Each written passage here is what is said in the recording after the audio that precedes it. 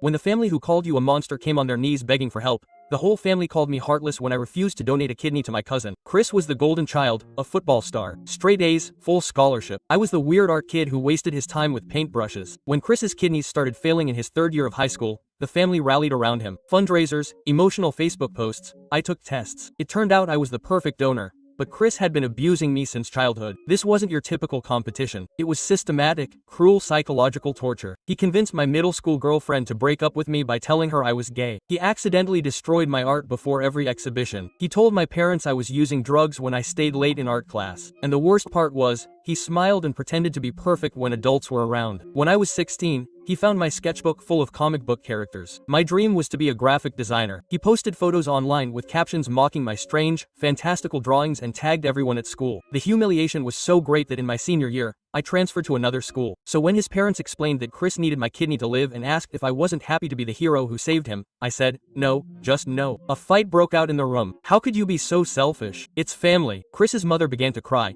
saying she was showing her true, monstrous nature by handing an innocent boy to death over a childhood prank. My parents were horrified. They had boasted that their son would save Chris's life. Now they looked like they'd raised a sociopath. The guilt-mongering campaign lasted for months. 2 weeks before his final exams, Chris showed up alone at my house, pale and desperate. Quote, please, he said, I know I haven't always been nice, but I'm dying. I've changed. I'll do anything to fix this. Remember when you posted my drawings online? I asked. They were stupid childhood jokes. Remember when you told Jessica I was gay? We were 13. Remember when you convinced my parents I was doing drugs? He cried. I was jealous. You were so talented and creative. I felt threatened, but I'll spend the rest of my life making it up to you. If only I hadn't told. Find another donor. Chris died 3 months later. My family blamed me at the funeral. Half of them still haven't spoken to me. I moved across the country. I got into art school and built a career as a graphic designer. I created characters for 3 major video game franchises. Last week, my phone rang. Jimmy, Chris's father, sobbing. His wife, Tara, had been arrested for embezzling $200,000 from the charitable foundation they had set up in Chris's memory. For years, she had been using the donation money for gambling and shopping. The foundation was failing, Jimmy said. We're facing criminal charges. The legal fees will ruin us. You're a successful man now. You could help rebuild Chris's legacy after everything your family has done for you. Don't you owe us that? I let him finish. Then I said, you're absolutely right. Chris's legacy should be preserved exactly as it was. So will you help? I'll make sure everyone remembers Chris exactly as he really was. I hung up and called 3 journalists. I told them I had a story about a charity scam involving a local sports hero. The article ran in 6 publications. It included screenshots Chris had sent me,